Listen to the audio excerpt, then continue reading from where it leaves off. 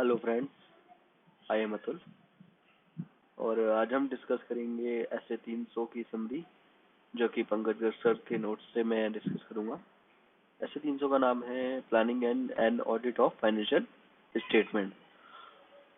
अब इसमें पहला टॉपिक है importance of planning. Importance of planning में फर्स्ट पॉइंट है डिवोट करना। क्या इम्पोर्टेंस है प्लानिंग का, मैं इसे पास करके दिखाता हूँ आपको। डिवोट करना एप्रोप्रिएट अटेंशन इम्पोर्टेंट एरियाज में। दूसरा पॉइंट है आइडेंटिफाई करना और रिजॉल्व करना पोटेंशियल प्रॉब्लम्स टाइमली बेसिस पे। तीसरा पॉइंट है प्रॉपरली ऑर्गेनाइज करना और मैनेज करना ऑडिट को।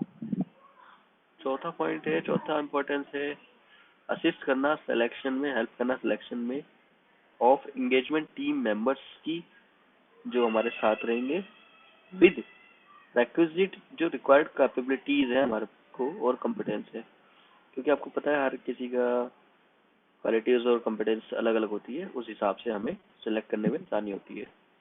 कोऑर्डिनेट करने में इजी होता है वर्क डन जो कि ऑडिटर के द्वारा किया गया है कंपोनेंट का और एक्सपर्ट्स का।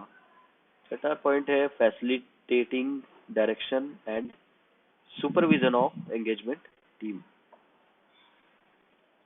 तो हमने पढ़ा इम्पोर्टेंस इसका।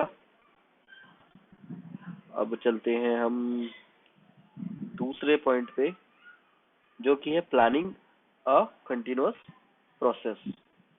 देखिए प्लानिंग जो है डिस्क्रीट फेस नहीं है बट कंटिन्यूअस प्रोसेस है। मतलब एक बार नहीं, आप ऐसा ऐसा नहीं हो सकता कि एक बार ही प्लानिंग कर ली और आगे बस वही हम यूज करते जाएंगे। ये डिस्क्रीट फेस नहीं है, ये कंटिन्यूअस प्रोसेस है।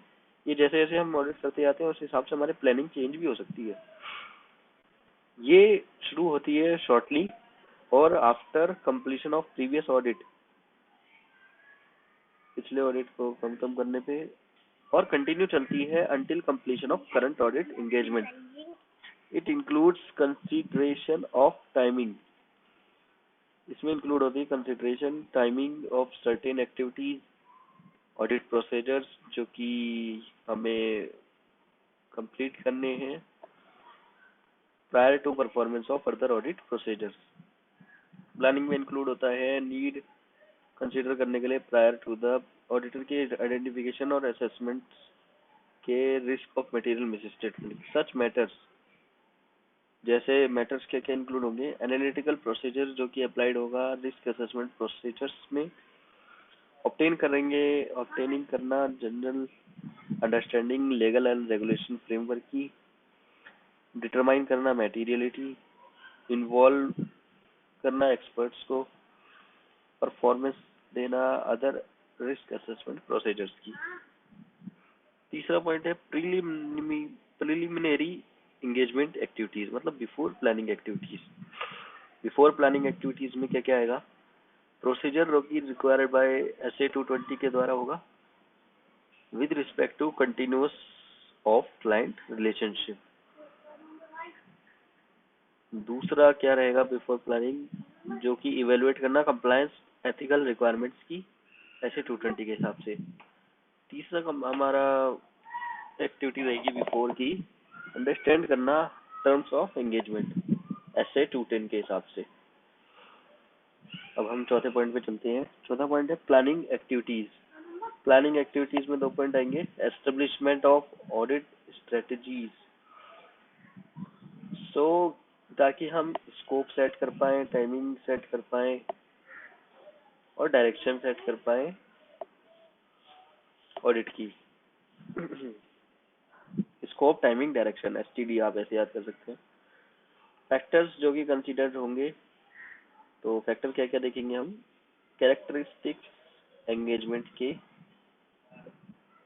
रिपोर्टिंग का ऑब्जेक्टिव क्या है, सिग्निफिकेंट फैक्टर्स जो कि एंगेजमेंट टीम के एफर्ट को डायरेक्ट करेंगे, और रिजल्ट क्या होगा प्रिलिमिनरी एंगेजमेंट एक्टिविटीज का क्या आया, नेचर टाइमिंग एक्सटेंट क्या होगा प्रोसीजर्स का, प्लान जो कि हमने प्लान किया है जो कि हमें परफॉर्म करना है। अब डेवलपमेंट ऑफ ऑडिट प्लान पे आते हैं। डेवलपमेंट ऑफ ऑडिट प्लान के हिसाब से जो नेचर टाइमिंग एक्सटेंट है ऑफ रेलेवेंट ऑडिट प्रोसीजर जो ऐसे 315 के identifying and assessing the risk of material misstatement के हिसाब से हमसे देखना होगा।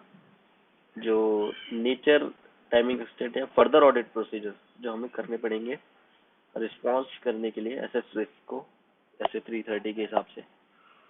जो अदर प्लान ऑडिट प्रोसीजर है वो भी हमें देखने पड़ेंगे। तो चेंजेस अगर होते हैं प्लानिंग डिसीजन में तो ऑडिटर अपडेट करेगा और चेंज करेगा ओवरऑल ऑडिट स्ट्रेटेजी और ऑडिट प्लान को, जो कि नेसेसरी होगी during the course of the audit. Audit strategy और ऑडिट प्लान जो है वो हो सकते हैं मॉडिफाई अगर अनएक्सपेक्टेड इवेंट्स आ जाए, चेंजेस हो जाए कंडीशंस में, या ऑडिट एविडेंस ऑब्टेन्ड जो है रिजल्ट ऑफ ऑडिट प्रोसीजर के हिसाब से। अब जो रिवाइज्ड कंसिडरेशन होगा एसेट रिस्क का, ऑडिटर देखिएगा जरूरत है मॉडिफाई करने के लिए nature timing extent of further audit procedure की।